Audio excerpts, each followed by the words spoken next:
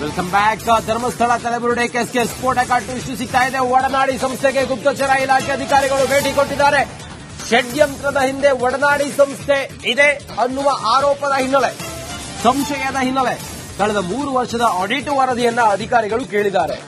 30 ಪುಟಗಳ audit report ಅನ್ನ ನೀಡಿದ ಒಡನಾಡಿ ಬ್ಯಾಂಕ್ ಡೀಟೇಲ್ಸ್ ಸೇರಿದಂತೆ ಹಲವು ದಾಖಲೆಗಳನ್ನ ಸಂಗ್ರಹಿಸಿದ್ದಾರೆ. ಯಾರ್ಯಾರು ಎಷ್ಟೆಷ್ಟು ಹಣವನ್ನ ಕಳುಹಿಸಿದ್ದಾರೆ, ಯಾವ್ಯಾವ ದೇಶಗಳಿಂದ ಹಣ ಹೊಂದಿದೆ, ಸಂಪೂರ್ಣ ದಾಖಲೆಯನ್ನ ಅಧಿಕಾರಿಗಳು ಸಂಗ್ರಹಿಸಿದ್ದಾರೆ. ಒಡನಾಡಿ ಪಾತ್ರವನ್ನ ಎಕ್ಸ್ಪೋಸ್ ಮಾಡಿದ ರಿಪಬ್ಲಿಕ್ ಕನ್ನಡ, ಒಡನಾಡಿ ಸ್ಟ್ಯಾನ್ಲಿ ಅವ್ರ ಜೊತೆಗೆ ರಿಪಬ್ಲಿಕ್ ಕನ್ನಡ ಎಕ್ಸ್ಕ್ಲೂಸಿವ್ ಆಗಿ ಮಾತಾಡಿತ್ತು. ಆ ಸಮಯದಲ್ಲಿ ಅವರೆಲ್ಲ ಹೇಳಿದ್ರು ಹಿಂಗೆ ಹಿಂಗೆ ಹಿಂಗೆ ಅಂತೆಲ್ಲ ಹೇಳಿದ್ರು. ಇದ್ರ ನಡುವೆ ಈಗ ಇಂಟೆಲಿಜೆನ್ಸಿ ಅಧಿಕಾರಿಗಳು ಒಡನಾಡಿ ಸಂಸ್ಥೆಗೆ ಹೋಗಿ ಕೆಲವು ರಹಸ್ಯ ಮಾಹಿತಿಯನ್ನ ಪಡೆದಿದ್ದಾರೆ ಅನ್ನೋದ್ರ ಬಗ್ಗೆ ಮಾಹಿತಿ ಲಭ್ಯ ಆಗಿದೆ. 3 ವರ್ಷಗಳ ಆಡಿಟ್ ವರದಿಯನ್ನು ಅಧಿಕಾರಿಗಳು ಕೇಳಿದ್ದಾರೆ ಅನ್ನೋದ್ರ ಬಗ್ಗೆ ಮಾಹಿತಿ ಲಭ್ಯ ಆಗಿದೆ. 30 ಪುಟಗಳ ಆಡಿಟ್ ರಿಪೋರ್ಟ್ ಅನ್ನ ಒಡನಾಡಿ ಸಂಸ್ಥೆ ಅಧಿಕಾರಿಗಳಿಗೆ ನೀಡಿದ್ದಾರೆ. ಬ್ಯಾಂಕ್ ಡೀಟೇಲ್ಸ್ ಸೇರಿದಂತೆ ಹಲವು ದಾಖಲೆಗಳು, ಯಾರ್ಯಾರು ಎಷ್ಟೆಷ್ಟು ಹಣವನ್ನ ಕಳುಹಿಸಿದ್ದಾರೆ, ಯಾರ್ಯಾರಿಂದ ಎಷ್ಟೆಷ್ಟು ಹಣ ಹೋಗಿದೆ, ಇದೆಲ್ಲದರ ಕುರಿತಾಗಿ ಸಂಪೂರ್ಣ ದಾಖಲೆಯನ್ನ ಇಂಟೆಲಿಜೆನ್ಸಿ ಅಧಿಕಾರಿಗಳು ಸಂಗ್ರಹಿಸಿದ್ದಾರೆ ಅನ್ನೋದ್ರ ಬಗ್ಗೆಯೂ ಕೂಡ ಈ ಹೊತ್ತಿಗೆ ಮಾಹಿತಿ ಇದೆ. ಅದರ ಎಕ್ಸ್ಕ್ಲೂಸಿವ್ ದೃಶ್ಯವನ್ನು ಕೂಡ ತಾವು ನೋಡ್ತಾ ಇದ್ದೀರಿ.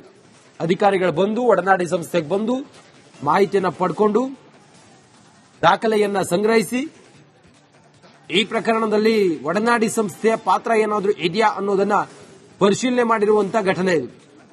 ಧರ್ಮಸ್ಥಳದ ತಲೆಬುರುಡೆ ಪ್ರಕರಣದಲ್ಲಿ ವಿದೇಶದಿಂದ ಹಣದ ಹರಿವು ಬಂದಿತ್ತು. ಒಡನಾಡಿ ಸಂಸ್ಥೆಗೆ ಹಣದ ಹೊಳೆಯೇ ಹರಿಸಿದ್ರು. ಈ ಕಾರಣದಿಂದ ಒಡನಾಡಿ ಸಂಸ್ಥೆ ಕಾಲ್ಪನಿಕ ಪಾತ್ರಗಳನ್ನ ಸೃಷ್ಟಿ ಮಾಡಿ ಕಥೆಯನ್ನ ಕಟ್ಟಿ ಧರ್ಮಸ್ಥಳದ ವಿರುದ್ಧ ಅಪಪ್ರಚಾರವನ್ನ ಮಾಡುವಂತ ಷಡ್ಯಂತ್ರದಲ್ಲಿ ಇವರಿದ್ರು ಅನ್ನುವಂತ ಗಂಭೀರ ಆರೋಪ, ಜನರ ಗಂಭೀರ ಆರೋಪದ ಹಿನ್ನೆಲೆ ಇವರ ಬ್ಯಾಂಕ್ ಟ್ರಾನ್ಸಾಕ್ಷನ್ ವರದಿ ಹಾಗೆ 3 ವರ್ಷಗಳ ಇವರ ಎಲ್ಲ ಬ್ಯಾಂಕಿಂಗ್ ವರದಿಯನ್ನ ಪಡೆಯೋದಕ್ಕೆ ಇಂಟೆಲಿಜೆನ್ಸ್ ಅಧಿಕಾರಿಗಳು ಈಗ ರಹಸ್ಯವಾಗಿ ಬಂದು ಗುಪ್ತವಾಗಿ ಮಾಹಿತಿಯನ್ನು ಪಡ್ಕೊಂಡಿದ್ದಾರೆ. ಹೆಚ್ಚಿನ ಮಾಹಿತಿಯೊಂದಿಗೆ ನಮ್ಮ ಪ್ರತಿನಿಧಿ ಮೈಸೂರಿನ ಪ್ರತಿನಿಧಿ ವಿನೋದ್ ಪಡುವಾರಳ್ಳಿ ದೂರವಾಣಿ ಸಂಪರ್ಕಕ್ಕೆ ಬಂದಿದ್ದಾರೆ. ವಿನೋದ್, ಸದ್ಯ ಏನಾದ್ರೂ ಲೋಪದೋಷಗಳಾಗಿರೋದ್ರ ಬಗ್ಗೆ ಅಥವಾ ಅತಿ ಹೆಚ್ಚು ಹಣದ ಹೊಳೆ ಹರಿದಿರೋದ್ರ ಬಗ್ಗೆ ಒಡನಾಡಿ ಸಂಸ್ಥೆಗೆ ಏನಾದ್ರೂ ಮಾಹಿತಿ ಸಿಕ್ಕಿದೆಯಾ? ಇಂಟೆಲಿಜೆನ್ಸಿ ರಿಪೋರ್ಟ್ ಏನ್ ಹೇಳುತ್ತೆ ವಿನೋದ್? ರಂಜಿತ್, ಈಗಾಗಲೇ ಏನು ಧರ್ಮಸ್ಥಳದ ಬುರುಡೆ ಪ್ರಕರಣಕ್ಕೆ ಸಂಬಂಧಪಟ್ಟಾಗ ಈಗಾಗಲೇ ಏನು ಎನ್ಜಿಒಗಳಿಗೆ ಸಾಕಷ್ಟು ದೊಡ್ಡ ಮಟ್ಟದಲ್ಲಿ ಫಂಡಿಂಗ್ ಆಗಿದೆ ಅಂತ ಹೇಳಿ ದೊಡ್ಡ ಮಟ್ಟದ ಆರೋಪ ಕೇಳಿ ಬಂದಿದ್ದು. ಇದರ ಹಿನ್ನೆಲೆಯಲ್ಲಿ ಈಗಾಗಲೇ ಏನು ಗುಪ್ತಚರ ಇಲಾಖೆ ಅಧಿಕಾರಿಗಳು ಒಡನಾಡಿ ಸಂಸ್ಥೆಗೆ ಭೇಟಿಯನ್ನು ಕೊಟ್ಟಿದ್ದಾರೆ. ಬಹಳ ಪ್ರಮುಖವಾಗಿ ಕಳೆದ 3 ವರ್ಷಗಳ ಆಡಿಟ್ ರಿಪೋರ್ಟ್ ಅವರು ಕೇಳಿದ್ದಾರೆ. ಈಗಾಗಲೇ ಅವರು ಆಡಿಟ್ ರಿಪೋರ್ಟ್ ಅಲ್ಲೂ ಕೂಡ ಪಡ್ಕೊಂಡಿದ್ದಾರೆ. ಒಡನಾಡಿ ಸಂಸ್ಥೆ ಕೂಡ ಈಗಾಗಲೇ ಆನ್ಲೈನ್ ಸಿಗುತ್ತೆ ತಗೊಳ್ಳಿ ಅಂತ ಹೇಳಿದ್ರು. ಜೊತೆಗೆ ರಿಪೋರ್ಟ್ ಬೇಕು ಅಂತ ಅಲ್ಲೇ ಕೂತು ಅಧಿಕಾರಿ ಕೇಳಿದ ಸಂದರ್ಭದಲ್ಲೂ ಕೂಡ 30 ಪುಟಗಳ ಒಂದು ವರದಿಯನ್ನು ಕೂಡ ಕೊಟ್ಟಿದ್ದಾರೆ.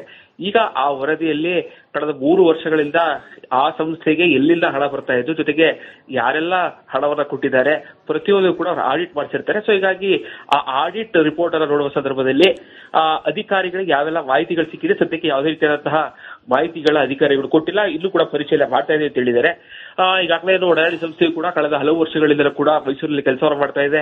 ಈಗಾಗಲೇ ಎನ್ಜಿಒ ಸಂಸ್ಥೆಗೆ ಹೊರದೇಶಗಳಿಂದಲೂ ಕೂಡ ದುಡ್ಡು ಬರುತ್ತೆ ಅನ್ನುವಂತಹ ಮಾತುಗಳಿತ್ತು. ಸೊ ಹೀಗಾಗಿ ಎಲ್ಲವನ್ನೂ ಕೂಡ ಅವರು ಆಡಿಟ್ ಮಾಡಿಸಿರೋ ಕಾರಣಕ್ಕಾಗಿ ಪ್ರತಿಯೊಂದು ದಾಖಲೆಯಲ್ಲೂ ಕೂಡ ಈಗಾಗಲೇ ಇಲಾಖೆ ಅಧಿಕಾರಿಗಳು ಕೊಟ್ಟಿದ್ದಾರೆ. ಸೊ ಹೀಗಾಗಿ ಅಧಿಕಾರಿಗಳು ಪರಿಶೀಲನೆ ಮಾಡಿದ ನಂತರದಲ್ಲಿ ಕೆಲವೊಂದು ಡೌಟ್ಫುಲ್ ಎಲ್ಲ ಬಂದ ಸಂದರ್ಭದಲ್ಲೂ ಕೂಡ ಅವರು ಈಗಾಗಲೇ ಒಡನಾಡಿ ಸಂಸ್ಥೆಯಲ್ಲೂ ಕೂಡ ಮಾಹಿತಿಗಳು ಕೇಳುವ ಸಾಧ್ಯತೆ ಇದೆ. ಸೊ ಹೀಗಾಗಿ ಪ್ರತಿಯೊಂದು ಮಾಹಿತಿನೂ ಕೂಡ ಈಗಾಗಲೇ ಒಡನಾಡಿ ಸಂಸ್ಥೆಯವರು ಗುಪ್ತಚರ ಇಲಾಖೆ ಅಧಿಕಾರಿಗಳಿಗೆ ಮಾಹಿತಿಯನ್ನು ಕೊಟ್ಟಿರುವಂತದ್ದು.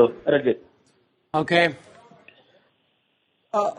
ವಿನೋದ್, ಇನ್ನೊಂದು ಕಡೆಯಲ್ಲಿ ಒಡನಾಡಿ ಸಂಸ್ಥೆಗೆ ರಿಪಬ್ಲಿಕ್ ಕನ್ನಡ ಅವ್ರನ್ನ ಮಾತಾಡಿಸಿದಂತ ಸಮಯದಲ್ಲಿ ಕೆಲವು ಪ್ರಶ್ನೆಗಳನ್ನು ಕೇಳಿದಾಗ ಅವರು ಆ ರೀತಿ ಏನು ಮಾಡಿಲ್ಲ, ನಮ್ಮಲ್ಲೆಲ್ಲವೂ ಕೂಡ ಶಿಸ್ತುಬದ್ಧವಾಗಿತ್ತು ಮತ್ತೆ ಎಲ್ಲ ವ್ಯವಹಾರವೂ ಕೂಡ ಬಹಳ ಟ್ರಾನ್ಸ್ಪರೆಂಟ್ ಆಗಿದೆ ಅನ್ನೋದನ್ನು ಹೇಳಿದ್ರು.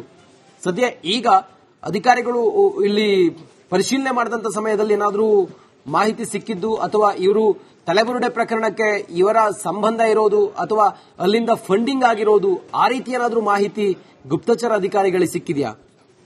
ರಂಜಿತ್, ಈಗಾಗಲೇ ಏನು ಗುಪ್ತಚರ ಇಲಾಖೆ ಅಧಿಕಾರಿಗಳು ಎಲ್ಲಾ ಆಯಾಮಗಳಲ್ಲೂ ಕೂಡ ಈಗಾಗಲೇ ತನಿಖೆ ಮಾಡ್ತಾ ಇರುವಂತದ್ದು. ಬಹಳ ಪ್ರಮುಖವಾಗಿ SIT ಒಂದು ಕಡೆ ತನಿಖೆ ನಡೆಸ್ತಾ ಇದ್ರೆ, ಈಗಾಗಲೇ ಏನು ಒಡನಾಡಿ ಸಂಸ್ಥೆಯ ಸ್ಟಾನ್ಲಿ ಅವರ ಕೂಡ ಒಂದಷ್ಟು ಗಂಭೀರವಾದಂತಹ ಆರೋಪಗಳು ಕೇಳಿ ಬಂದಿತ್ತು. ಸೊ ಹೀಗಾಗಿ ಎಲ್ಲೋ ಒಂದು ಕಡೆ ಅಧಿಕಾರಿಗಳು ಕೂಡ ಆ ಫಂಡಿಂಗ್ ಯಾವ ರೀತಿಯಾಗಿ ಬರ್ತಾ ಇತ್ತು ಅದರ ಬಗ್ಗೆ ಮಾಹಿತಿನ ಕಲೆ ಹಾಕಿ ಕೂಡ ಈಗಾಗಲೇ ಮುಂದಾಗಿದ್ದಾರೆ. ಎಲ್ಲೋ ಒಂದು ಕಡೆ ಇಡಿ ದಾಳಿ ಆಗ್ಬಿಡುತ್ತೆ, ಇಡಿ ಅವರು ನೋಟಿಸ್ ಅನ್ನ ಕೊಟ್ಟಿದ್ದಾರೆ ಅನ್ನುವಂತಹ ಮಾತುಗಳು ಕೇಳಿ ಬರ್ತಾ ಇತ್ತು.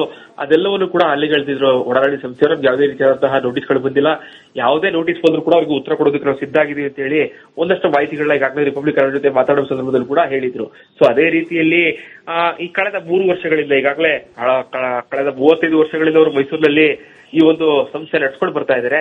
ಪ್ರತಿಯೊಂದು ಸರ್ಕಾರದಿಂದಲೂ ಕೂಡ ಅವರಿಗೆ ಪ್ರತಿ ವರ್ಷ ಇದ್ದಿಷ್ಟು ಹಣವನ್ನು ಬರುತ್ತೆ.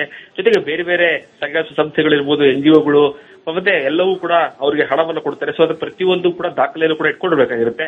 ಸೊ ಹೀಗಾಗಿ ಕಳೆದ 3 ವರ್ಷಗಳಿಂದ ಅವರು ಯಾರಿಗೆಲ್ಲ ದುಡ್ಡು ಬಂದಿರುತ್ತೆ, ಜೊತೆಗೆ ಯಾವ ಮೂಲದಿಂದ ಅವರಿಗೆ ದುಡ್ಡು ಬರ್ತಾ ಇತ್ತು ಅದೆಲ್ಲವನ್ನು ಕೂಡ ಅವರು ಆಡಿಟ್ ಮಾಡಿಸಿಟ್ಕೊಂಡಿದ್ದಾರೆ. ಒಂದು ವೇಳೆ ಆಡಿಟ್ ಮಾಡಿಸದೆ ಬೇರೆ ರೂಪದಲ್ಲಿ ಅವ್ರಿಗೆ ಹಣ ಬಂದಿರುತ್ತೆ, ಇದು ಆ ಅಧಿಕಾರಿಗಳಿಗೆ ಒಂದಷ್ಟು ಡೌಟ್ಸ್ ಗಳನ್ನ ಬಂದ ಸಂದರ್ಭದಲ್ಲೂ ಅಷ್ಟೇ ಅವರು ಹೆಚ್ಚಿನ ಮಾಹಿತಿ ಎಲ್ಲ ಕೇಳೋದಕ್ಕೆ ಮುಂದಾಗ್ತಾರೆ. ಸದ್ಯಕ್ಕೆ ಈಗಷ್ಟೇ ಅವರು ಒಂದು 30 ಪುಟಗಳ ಒಂದು ವರದಿಯನ್ನು ಪಡ್ಕೊಂಡಿದ್ದಾರೆ. ಇದನ್ನು ಕೂಡ ಪರಿಶೀಲನೆ ಮಾಡ್ತಾರೆ. ಪರಿಶೀಲನೆ ಮಾಡೋ ಸಂದರ್ಭದಲ್ಲೂ ಕೂಡ ಒಂದಷ್ಟು ಡೌಟ್ಸ್ ಗಳನ್ನ ಬಂದ ಸಂದರ್ಭದಲ್ಲಿ ತದನಂತರದಲ್ಲಿ ಒಡನಾಡಿ ಸಂಸ್ಥೆಗೆ ಒಂದಷ್ಟು ಪ್ರಶ್ನೆ ಹಾಕುವಂತ ಕೆಲಸವನ್ನು ಮಾಡ್ತಾರೆ. ಸದ್ಯಕ್ಕೆ ಒಂದು 30 ಪುಟಗಳ ಅವರು ವರದಿಯನ್ನು ತೆಗೆದುಕೊಂಡಿದ್ದಾರೆ. ಅಲ್ಲಿ ಯಾವೆಲ್ಲ ಫೈಲಿಂಗ್ಸ್ ಎಲ್ಲ ಅಧಿಕಾರಿಗಳು ಮಾಡ್ತಾರೆ, ತದನಂತರದಲ್ಲಿ ಈ ಪ್ರಕರಣದ ನಿಜವಾಗ್ಲೂ ಕೂಡ ಒಡನಾಡಿ ಸಂಸ್ಥೆಗೆ ಏನಾದ್ರು ಈ ಪ್ರಕರಣದ ಸಂಬಂಧಪಟ್ಟ ಹಾಗೆ ಫಂಡಿಂಗ್ಸ್ ಆಗಿತ್ತಾ ಅಥವಾ ಬೇರೆ ಇನ್ಯಾವುದಾರ ಲೋಪದೋಷ ಕಂಡುಬಂದ ಸಂದರ್ಭದಲ್ಲಿ ಒಂದಷ್ಟು ಪ್ರಶ್ನೆಗಳನ್ನ ಮಾಡುವಂತಹ ಸಾಧ್ಯತೆ ಇರುವಂತದ್ದು. ರಂಜಿತ್, ಓಕೆ, ಥ್ಯಾಂಕ್ ಯು ನಿಮ್ಮೆಲ್ಲ ಮಾಹಿತಿಗಾಗಿ ವಿನೋದ್.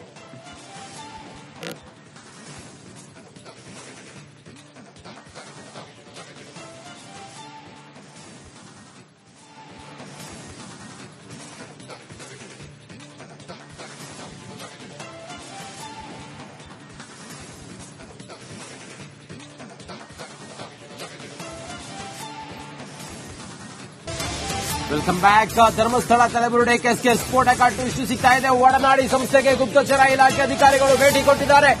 ಷಡ್ಯಂತ್ರದ ಹಿಂದೆ ಒಡನಾಡಿ ಸಂಸ್ಥೆ ಇದೆ ಅನ್ನುವ ಆರೋಪದ ಹಿನ್ನೆಲೆ, ಸಂಶಯದ ಹಿನ್ನೆಲೆ ಕಳೆದ 3 ವರ್ಷದ ಆಡಿಟ್ ವರದಿಯನ್ನ ಅಧಿಕಾರಿಗಳು ಕೇಳಿದ್ದಾರೆ. 30 ಪುಟಗಳ ಆಡಿಟ್ ರಿಪೋರ್ಟ್ ಅನ್ನ ನೀಡಿದ ಒಡನಾಡಿ ಬ್ಯಾಂಕ್ ಡೀಟೇಲ್ಸ್ ಸೇರಿದಂತೆ ಹಲವು ದಾಖಲೆಗಳನ್ನ ಸಂಗ್ರಹಿಸಿದ್ದಾರೆ. ಯಾರ್ಯಾರು ಎಷ್ಟೆಷ್ಟು ಹಣವನ್ನ ಕಳುಹಿಸಿದ್ದಾರೆ, ಯಾವ್ಯಾವ ದೇಶಗಳಿಂದ ಹಣ ಹೊಂದಿದೆ, ಸಂಪೂರ್ಣ ದಾಖಲೆಯನ್ನ ಅಧಿಕಾರಿಗಳು ಸಂಗ್ರಹಿಸಿದ್ದಾರೆ. ಒಡನಾಡಿ ಪಾತ್ರವನ್ನ ಎಕ್ಸ್ಪೋಸ್ ಮಾಡಿದ ರಿಪಬ್ಲಿಕ್ ಕನ್ನಡ.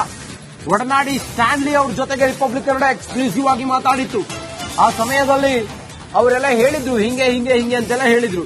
ಇದ್ರ ನಡುವೆ ಈಗ ಇಂಟೆಲಿಜೆನ್ಸಿ ಅಧಿಕಾರಿಗಳು ಒಡನಾಡಿ ಸಂಸ್ಥೆಗೆ ಹೋಗಿ ಕೆಲವು ರಹಸ್ಯ ಮಾಹಿತಿಯನ್ನ ಪಡೆದಿದ್ದಾರೆ ಅನ್ನೋದ್ರ ಬಗ್ಗೆ ಮಾಹಿತಿ ಲಭ್ಯ ಆಗಿದೆ. 3 ವರ್ಷಗಳ ಆಡಿಟ್ ವರದಿಯನ್ನು ಅಧಿಕಾರಿಗಳು ಕೇಳಿದ್ದಾರೆ ಅನ್ನೋದ್ರ ಬಗ್ಗೆ ಮಾಹಿತಿ ಲಭ್ಯ ಆಗಿದೆ. 30 ಪುಟಗಳ ಆಡಿಟ್ ರಿಪೋರ್ಟ್ ಅನ್ನ ಒಡನಾಡಿ ಸಂಸ್ಥೆ ಅಧಿಕಾರಿಗಳಿಗೆ ನೀಡಿದ್ದಾರೆ. Bank details